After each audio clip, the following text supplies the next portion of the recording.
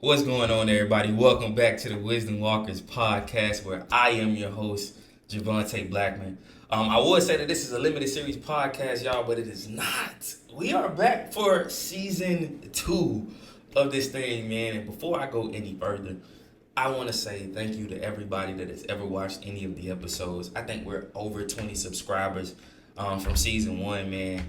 Um, I think episode 1 is almost 100 views, if I'm not mistaken. I think it was like 98 or something like that last time I checked, man. But nonetheless, bro, like y'all so lit, bro. So from the bottom of my heart, I want to say thank you for rocking with me. Thank y'all for listening. Thank you for answering questions, asking questions. Thank you for suggesting guests and all of that great stuff, man. It has been an absolute pleasure doing this. Something I never thought that I'd be doing, but nonetheless, bro, I'm grateful that y'all have decided to rock with your boy, and it's all getting something out of it because I'm having fun with it. So nonetheless, though, it is a promo hub for my new book, Walking with Wisdom, where we talk about the book and all things related to it, and every gem that God squeezes out of me, I share with y'all, man. So again, thank y'all, bro. Like y'all don't understand, man. I'm heavy on the gratitude because, bro, y'all don't have to. It's so many other people y'all can listen to, but the fact that y'all take time out y'all day to rock with your boy, I can't do nothing but say thank you. So from the bottom of my heart, I appreciate it. So let's talk, man. It's been a minute. It's definitely been a minute. Where have I been? Resting. Y'all don't understand. This book took a lot out of me. All good things, but nonetheless, man, when you are creative, like you pour it out of yourself a lot into your work, and so yeah, man, I needed to rest and recoup, and so release week was crazy. The audiobook didn't go as planned, which is why it was kind of just later than all the other books, but nonetheless, it came out. And shout out to the 2 people at this point that have purchased the audiobook, man. That was, let me tell y'all something. Doing the audiobook is harder than this podcast. Doing the audiobook is was harder than writing the actual content because it had to be delivered in a certain way. And I couldn't put anybody else's voice on what God told me to do, man. Like, he was very, very specific with, hey, you gonna get in front of that microphone and you gonna and you gonna talk to the people about what I put inside of you, man. And so that was a journey, and I'm grateful that it came out the way that it did. So again, shout out to everybody that has purchased the audiobook. If you haven't, go to Audible and get it. It is available for you. So if you enjoy podcast conversation, me, I know you'll enjoy the audiobook, man. So nonetheless, though, like, I appreciate that from the bottom of my heart, man. That is definitely something that has been a journey and I'm excited about. But outside of that, man, I really took a break from everything book related to kind of just get back to me, you know. Not necessarily saying that the book isn't me, but author me is a whole nother mode. Like, I'm in a whole nother mode when I'm writing. And I am less in tune with the world and more in tune with God. I'm less in tune with books and podcasts and just, you know, everything that pours into me, and I'm fully pouring out as much as God gives me. And so when you in that mode, man, you kind of just got to break away to kind of just reset and regroup. And that's what I was able to do within the time that I've been away from the podcast. But I missed y'all. I miss doing this. This is fun for me. Whether I get 1 view or 100 or 1,000,000, whoever, hey, I'm with it. And so shout out to y'all for suggesting that we go to season 2, man. And who knows, we might go to 3 and 4 and 5. But right now, let's focus on season 2. Let's focus on season 2. But Mother's Day was release day also. So that was a very, very big thing for me. I had an opportunity to visit my mom's gravesite and really share the release of the book with her, and I made that really, really personal. Shed some tears for my girl, man. Yeah, bro, like, it's just something about that moment that made it full circle. And I was also on a cruise with one of my best friends, man. So I was able to really break away from the world a little bit and enjoy myself and rest and relax. And I had a great time doing that, man. So I'm grateful that I'm back in the saddle with the podcast. I'm grateful that I'm back in front of you guys. And yeah, man. So let's talk about a little bit more about, my time on release day. So woke up that morning, that Sunday morning, and I was on a cruise. Kind of got up about like 6. I don't stay sleep too long. So I got up and I was like, how do I feel? Like, I don't know how I feel. Like, how do you feel, Jay? Like, that was a real conversation for me. And so I'm talking to myself. And one word that kept coming to my mind is grace.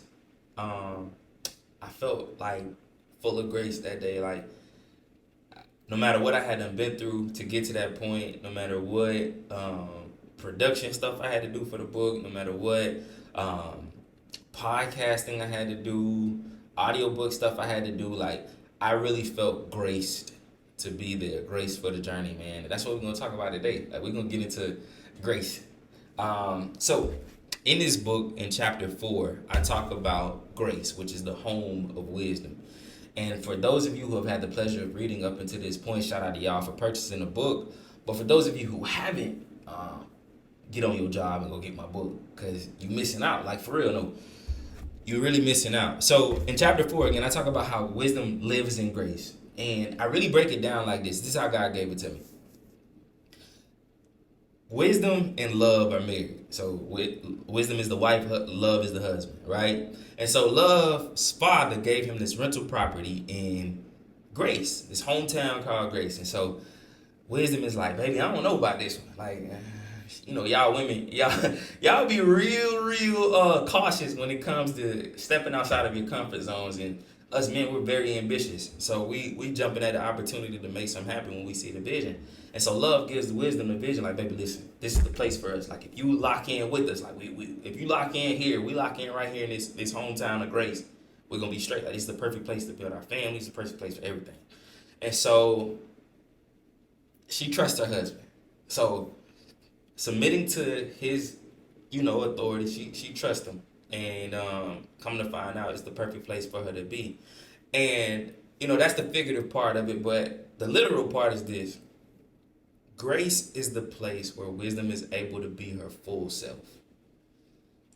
This podcast is all about wisdom and how we can apply it. And as I've told you, wisdom is habitually applied knowledge. So shout out to Pastor Stephen Chandler for the great definition.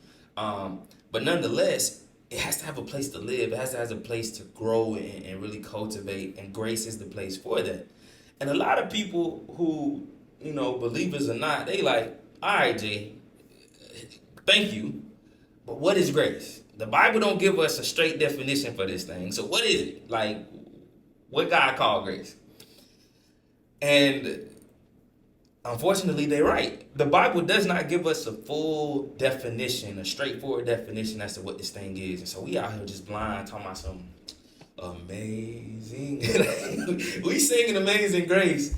And the whole time have no idea what it is. Like, we don't really have a definition for it. And so, I'm big on just listening to great wisdom and really trying to understand this thing for myself. And so I came across this definition by Pastor Mike Todd. He said, grace is the unmerited, undeserving favor and love of God. Something to that extent. I'm paraphrasing, so forgive me if I butchered it.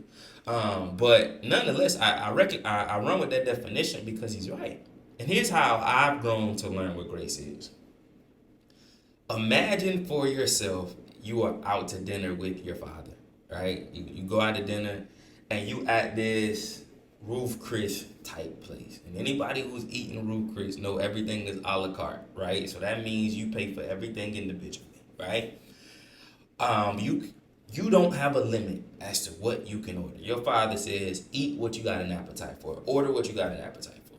So you ordering everything. I'm talking lobster. You ain't never had lobster a day in your life. You so used to make chickens. You see lobster and like, let me try that. You want the crab cakes. You want the steak. But you don't just want one steak. You want the New York strip, the T-bone, and the ribeye. You want all of that. Like, you going crazy. You want to try all the mac and cheese. You want the mac and cheese, the asparagus, the cream corn, the broccoli, the salad. You want it all, right? You want every dessert you see. So the key lime pie, the chocolate cake, the sundae, whatever you order, like you are ordering everything you see on this menu. And so the bill comes out, and your father lets you take a look at the bill, and the bill is more than anything that you could ever imagine paying for. And you looking at your pockets like, Daddy, I ain't got it. Like, Pops, yeah, my bad. And so the guilt starts to hit you like, dang, my eyes got bigger than my stomach or my wallet. This is what grace is. Grace is God's desire to cover the bill that you can't cover for yourself. That's what I've learned that grace is, man. And so in writing this book, I felt like there was a bill over my head when writing something of this magnitude, to where I didn't feel qualified, or I felt like I had paid the bill enough, or I had enough, life experience to cover writing something like this, man. And I just remember waking up that morning like, nope, you good. You good. Like you all right.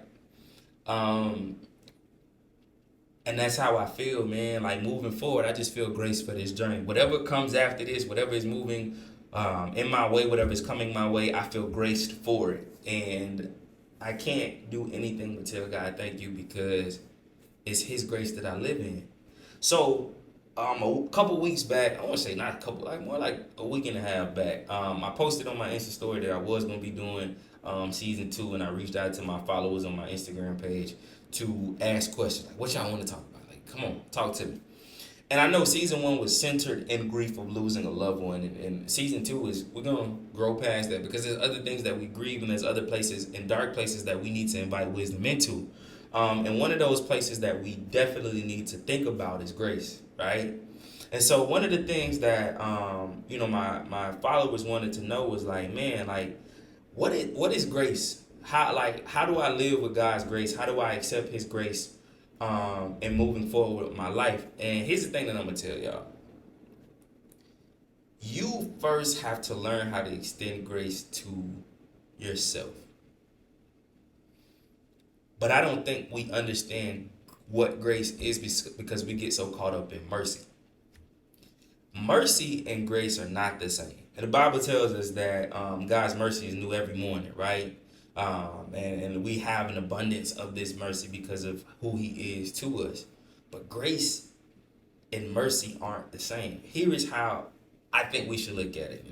This is just me voicing my opinion on my show. So it ain't law, it ain't in the scripture. This is just me talking, right? Take it for what it is and leave it if you ain't rocking with it. You know what I'm saying? But hear me out. Mercy costs you. Grace is free. Here is why I say that. When somebody is extending mercy to another person, 9 times out of 10, 9.5 times out of 10, somebody messed up. And the person who is extending mercy is the determiner, or the person who determines how much mercy gets extended. They can either decide to show no mercy, a little mercy, or a lot of mercy. You have to earn mercy. And it's based on the heart of the other person. How much do you mean to them? So when I was a jit, I remember getting whoopings from my mom, right? And I remember this one time, y'all don't be mad at me, but I stole this girl fruit roll up. So I was in the Boys and Girls Club at the time. And they were passing out snacks, and this girl who I think I was in the 2nd or 3rd grade. I might have been in the 2nd grade.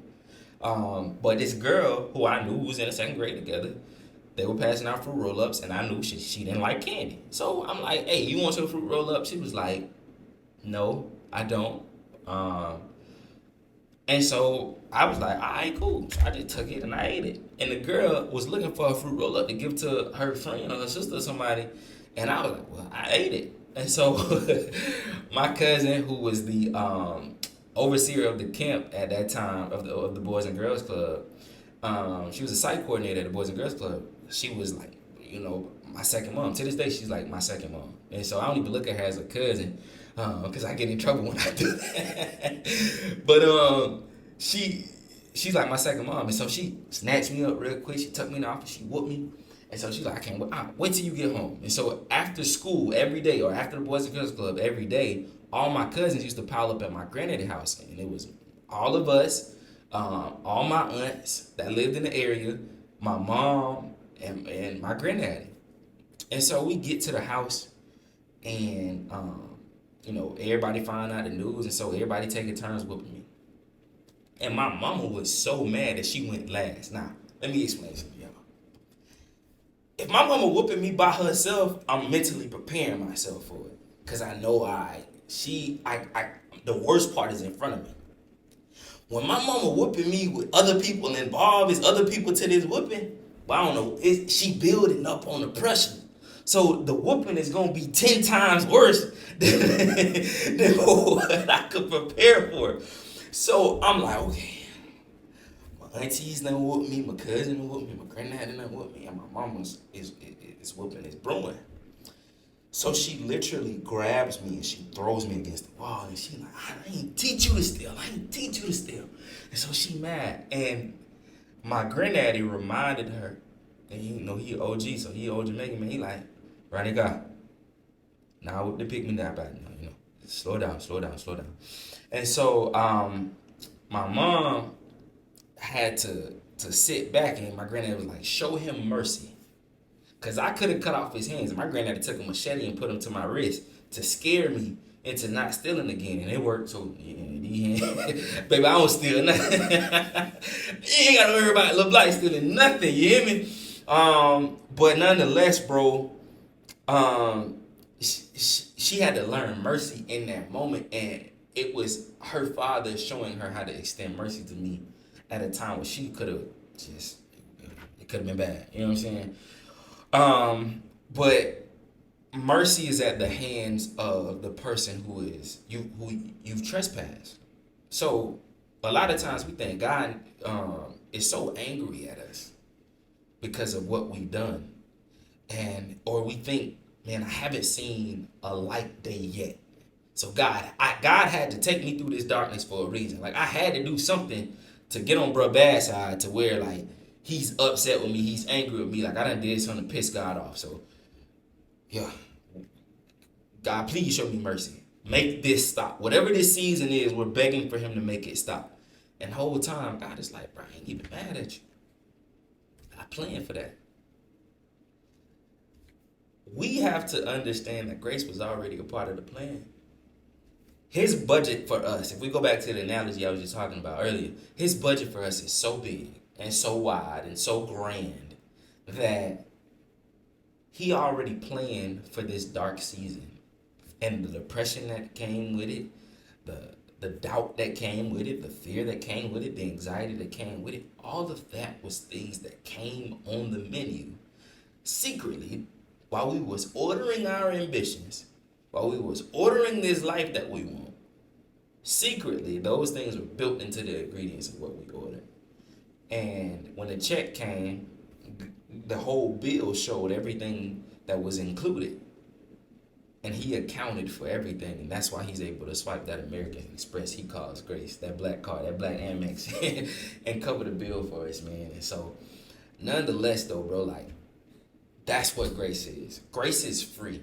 You can't do nothing to deserve grace. You can't do nothing to earn grace. You earn mercy by the relationship that you build with other people. And so when we go back to the book and we talk about, how wisdom lives in grace, once you understand who wisdom is and you have a relationship with her, it's what you do after you receive that grace that allows wisdom to be at work. And wisdom shows us how to, live with that grace, how to operate in that grace. And so one of the things that we should remind ourselves constantly, one of the things that we should always keep in mind is just this simple fact, y'all. Once we learn what grace is, we got to learn where to put it and where to extend it, how to live in it. The hardest person to extend grace to is yourself. That's a lesson I've learned heavily over the last 2-3 years of my life. You got to give yourself some grace. So when I woke up on Mother's Day and this release day, and I'm like, man, I wish I could operate in this. I wish I could celebrate this with my mama. I wish I could call and be like, baby, we did it. I got something for you. All that good stuff. I had to remind myself, bro, like, it's all right. Give yourself some grace. You done worked hard for this moment, and you deserve to just celebrate right now. Take your wins, bro. Take all your wins. For my people out there who are asking, like, bro, like, how do I, work in God's mercy? You earn mercy based on the relationship that you have with God. And nobody on the face of the earth that is still alive today can ever say that they have a perfect relationship with God, right? Nobody can say. You only got no perfect relationship with your mama. How many times you done not called your mama on a day-to-day basis? She asked you to do something, you got attitude. Your father, Pops asked you, hey, run by the stove for me, pick this up. Some of us don't even have a relationship with our fathers. Take your siblings or your friend. The relationships in your life, bro, you don't have perfect relationships with them. So the people who show you mercy are really just going based on the last time you did something good for them or the last time you showed up or whatever the case is. And based on that, that's how much mercy you receive. With God, it's different. Grace is God's ability to say, hey, no matter what, I'm going to show up for you. I'm going to support you. I'm going to love you. And it's in that wisdom has the opportunity to fully be herself. One of the things that, I'm really being transparent with y'all right now. One of the things that I admire in a relationship, specifically with a female, is my ability to feel at home with this person. I feel like the best relationships thrive when you are fully able to be yourself. And I think that goes for everybody. When it comes down to your friendships, the people you are able to be your most authentic self with, they feel like home to you.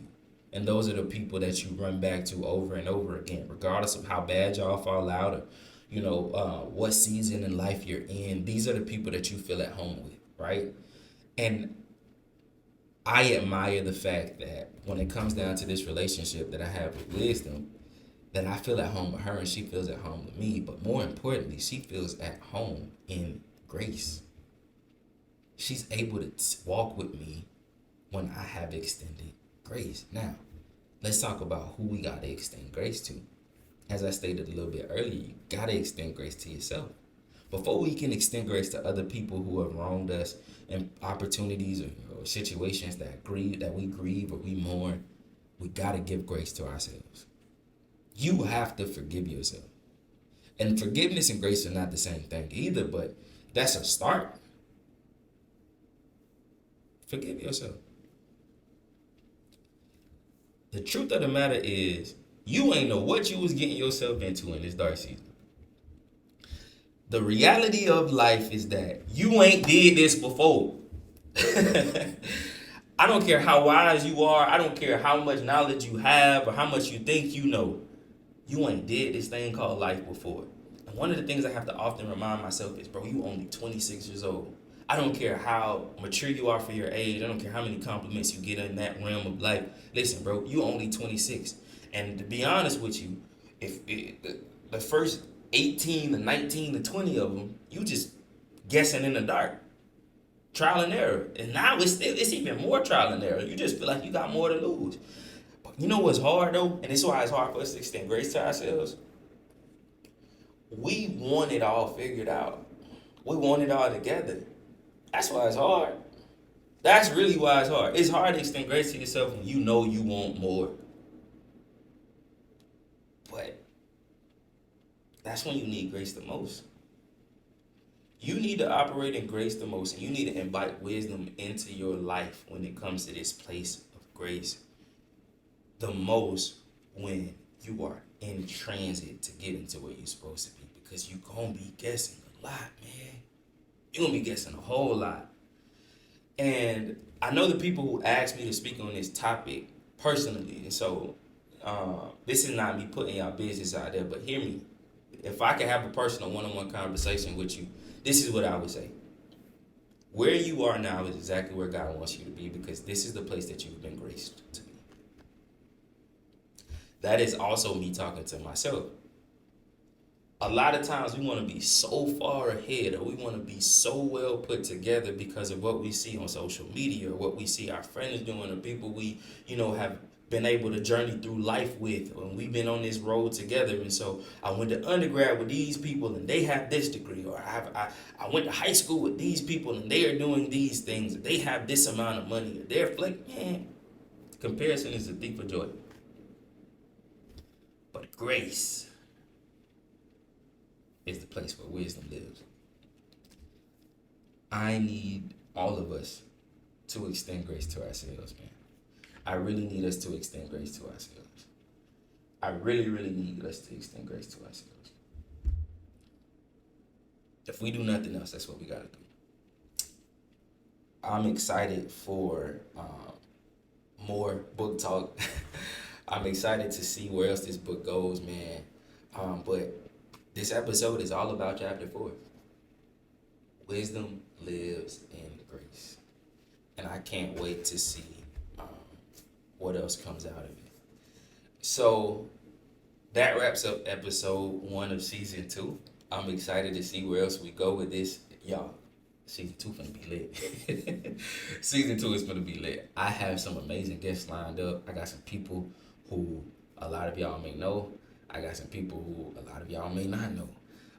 But nonetheless, man, we got some wisdom walkers that's going to walk onto this platform, man. It's going to share some great truth. And I'm excited for them, man. So I did do this Q&A earlier. So let's go to social media, see what the people are talking about. I gave them some time because, I had done walked away from the set that I was originally on. So I had a set I was on. It's going to be outside. I know I love to do my solo episodes in the park.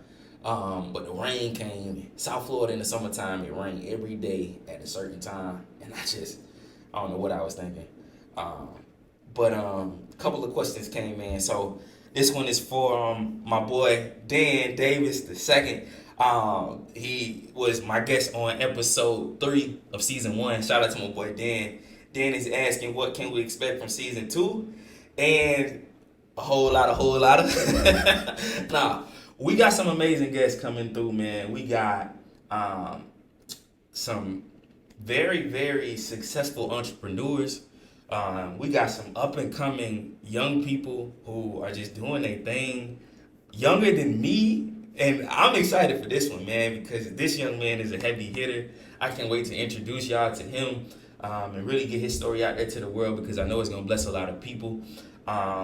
We got one of my favorite mentors in the world, has been a big brother to me, who is also an entrepreneur. Man, I can't wait for him to share his thoughts and his story. We got some great friends of mine coming onto the podcast. We got some new friends, some old friends, man. We got some people who are ready to rock and roll, man, and I'm excited for them, man. So I can't give it away too soon. We rocking, man. We are definitely rocking for season 2, and I'm excited for that. Yeah, man. So that's what we got, Dan. We got some good folks coming on for season 2. Let's see who else. The people want to know my favorite chapter of the book. Okay. All right. Ooh, y'all get me in trouble. Who with my page? Let's see. If I had to say, my favorite chapter of the book would be discernment. That is chapter 9. Chapter 9 is a very brief chapter, but it's about discernment. And I want to say that that's my favorite chapter of the book because it's one of the ones that I have the most personal story I have with my mom, but it's also one of the stories that I use to get me through life. So I really want y'all to read it without me giving it away, but I love what God had showed me discernment is, and it's something that I can use for the rest of my life.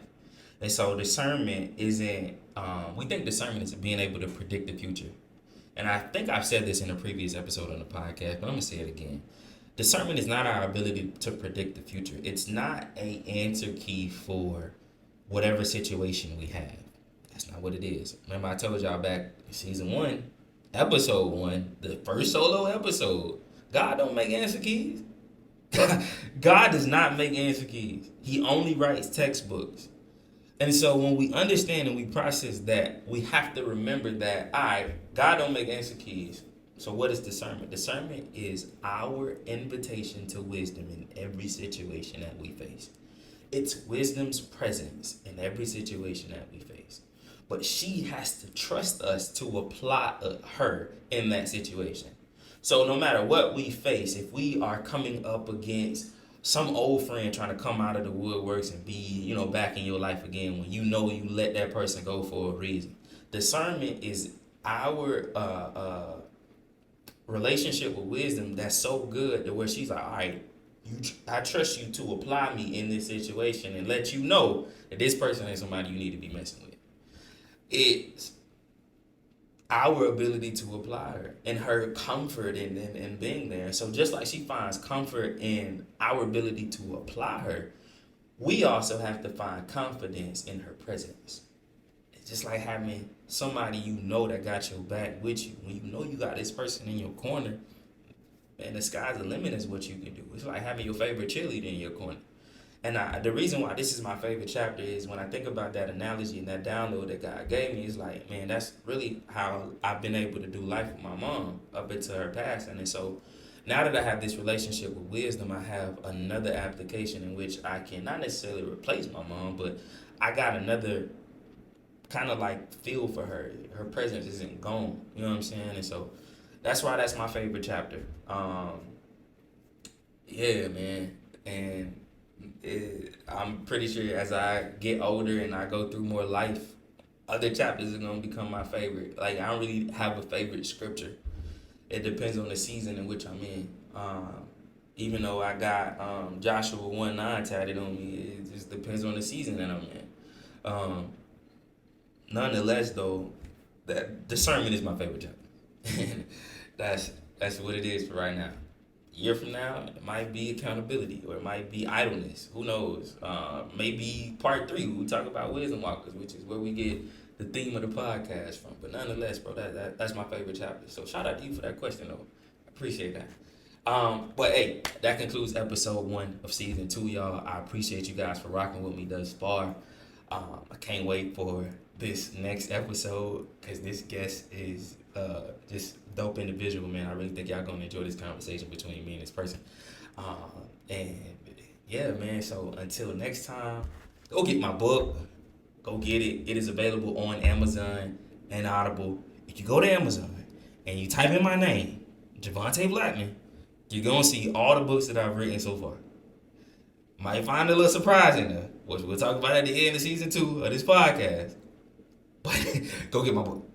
Go get this one. Don't buy none other ones. Don't buy any of the other ones. Go get this one. Go get this one and watch it change your life.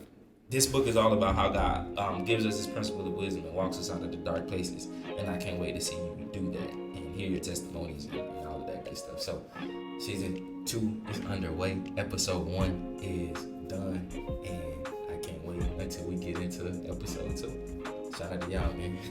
Peace.